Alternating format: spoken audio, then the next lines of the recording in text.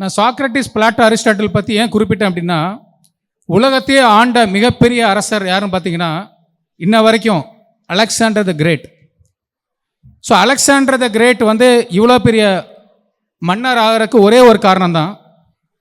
அவங்க அப்பா என்ன பண்ணுறாரு, அரசர் தன்னோட பையனை வந்து ஒரு உலக பேரரசனாக, இப்போ எல்லாரோட பேரண்ட்ஸ் உங்களோட கனவுகள் அதுவாக தான் இருக்கணும், கண்டிப்பாக அது ட்ரீம்ஸாக தான் இருக்கும். நம்மளோட குழந்தை வந்து ஒரு அப்துல் கலாம் மாதிரி வரணும், உங்கள் மேடமே சொன்னாங்க, ஒரு பெரிய ஆல்பர்ட் ஐன்ஸ்டீன் மாதிரி வரணும், ஒரு மிகப்பெரிய சாதிக்கணும் இந்த சோசன் ஃபீல்ட், அதுதான் ஒரு ட்ரீமாக இருக்கும். இப்போ அவர் என்ன பண்ணுறாருனாக்கா, அலெக்சாண்டர் த கிரேட் உலகத்தையே ஆளணும். அப்போ என்ன பண்ணலாம், அப்போ அவர் என்ன பண்ணுறாருன்னா அரிஸ்டாட்டில் டீச்சராக தேர்ந்தெடுக்கிறார். ஏன்னா அரிஸ்டாட்டில் வந்து ஒரு மிகப்பெரிய ஃபிலாசபர், அவர்கிட்ட பணம் கிடையாது, but he led by an example, ஒரு மாரல் எத்திக்கல் பிரின்சிபல் உள்ள.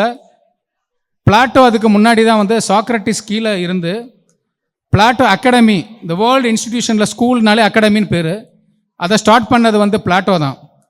அப்போ என்ன பண்ணுறாரு, அரிஸ்டாட்டில் கிட்ட ஸ்டூடெண்ட்டை அனுப்புகிறார்.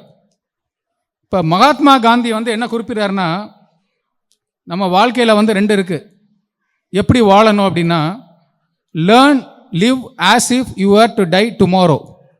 நாளைக்கே நம்ம செத்து போயிடும்னா என்ன நினைப்போமோ அப்படி தான் வாழணும் அப்படின்றார்.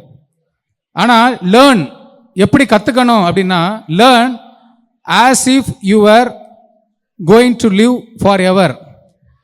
எப்படி கற்றுக்கணும் அப்படின்னா, நம்ம எப்பொழுதுமே இந்த உலகத்தில் வாழ போகிறோம் அப்படின்னு நினச்சி நம்ம கற்றுக்கணும் அப்படின்றார். ஸோ நீங்கள் இப்போ வாழ்கிற முறை ஏறுது, கற்றுக்கிற முறை ஏறுன்றதை you can distinguish learning as well as living.